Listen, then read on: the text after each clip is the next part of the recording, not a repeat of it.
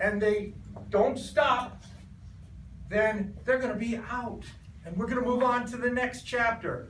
If someone stops talking mid-sentence, mid-word, mid-syllable, the next person must continue the story from that place. Otherwise, they're out! I'm very calm. So what's going to happen is we're going to hear, what was the name again? Mine? Yes. Diane? No, the name of the story. Oh. What I did with $1 million. What I did with $1 million. I love the way you said that. What I did with $1 million, chapter 1! The first thing I did when I won all that money was I went out and bought a Matchbox car because I love to collect little cars. So I bought a Matchbox car and then I went to Walmart. I said, look, this Matchbox car doesn't suit me. I'd like one a little bit bigger, please. And I said to the Walmart employees, you know, you don't get paid that well, and I would like to contribute some more.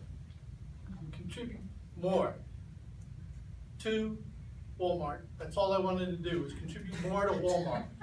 So I asked for a bigger car than the Matchbook car. The lady said, what are you crazy? We don't have that stuff here. You gotta go down the road to the car deal. her and buy a real car down there, and they have all different kinds to choose from. They have big cars, little. Big cars, little cars, monster. Big cars, little cars, little cars. We have too many cars. I'm sorry, Suzanne. But you're out!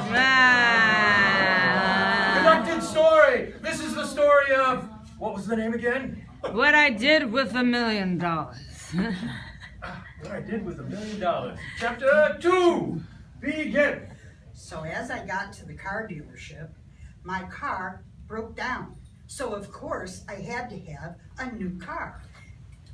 And so I went back to Walmart because I really wanted a Walmart car, not something from a car dealership.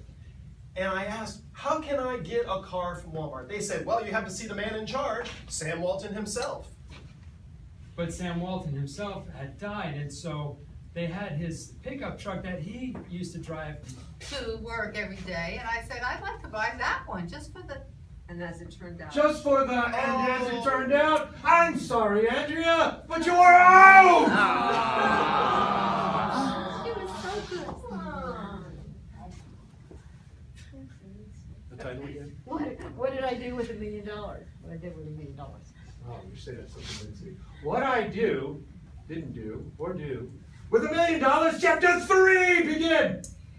You know, who needs to go for a ride in a car? I decided to broaden my horizons, so I went over to the cruise ship and I said, I'd like to take a cruise somewhere, perhaps.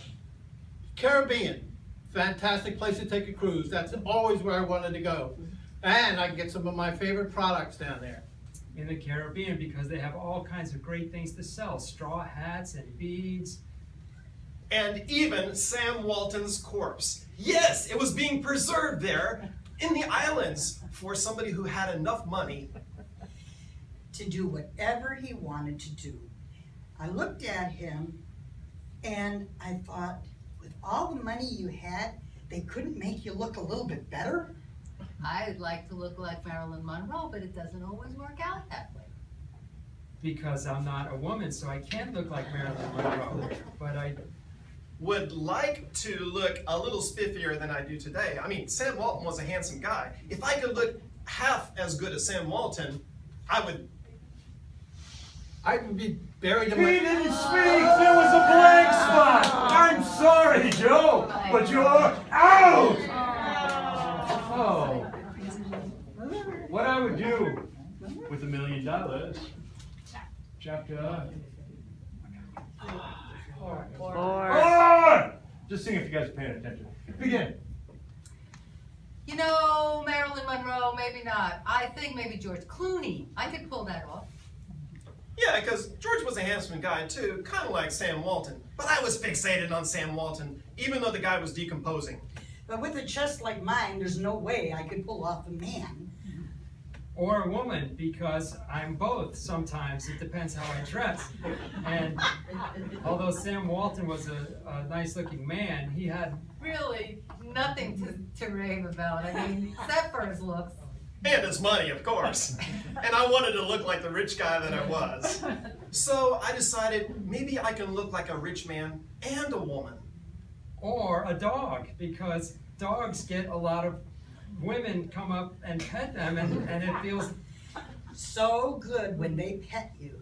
Really, a dog's life is the life to live.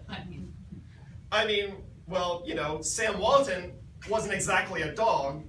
or a woman, but he sometimes looked like a dog. And he acted like a dog.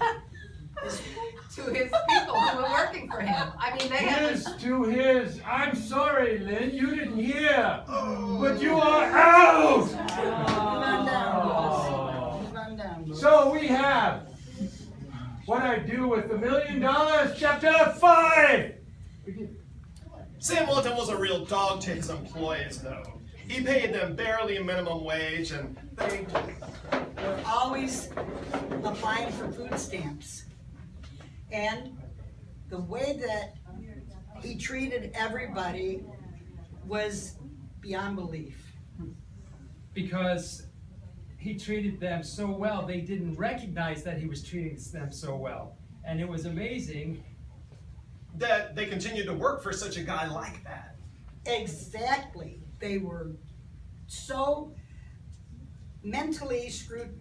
Up because of the brainwashing of working. For practically nothing. So I decided what would be better than looking Into helping Walmart employees. To get a better life. in their present circumstances.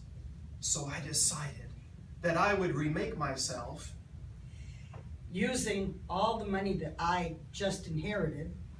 And spend it on buying costumes for people to look like Sam Walton.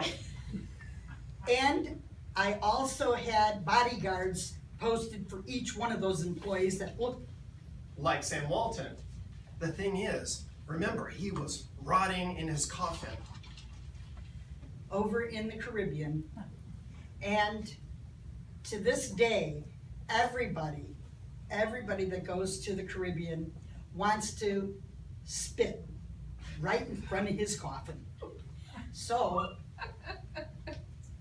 I had to buy more costumes, and then it got so expensive to keep buying costumes because the demand was so high that I had to win another $1 million. And then I started entering. I pulled my finger away and you kept talking. I'm sorry, Sharon. But you're out of here. Doing so good! You always do this to me! What I would do with Diane's $1 million, Chapter 6. I realized that buying costumes for people to look like Sam Walton was kind of a waste of money. And so I decided to spend the money on reanimating Sam Walton himself. Because he was the only one that could restore order. in the world, and to help get rid of All of the poverty among his employees, who were resentful that he had left their pockets so empty.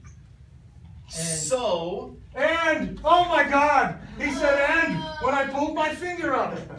I'm sorry, Jamie, but you're out of there. Now there's a moral to every story. The moral of this story is, the moral of this story is, don't try to look like Sam Walton. Try to be like Sam Walton, rich inside and outside. Yay!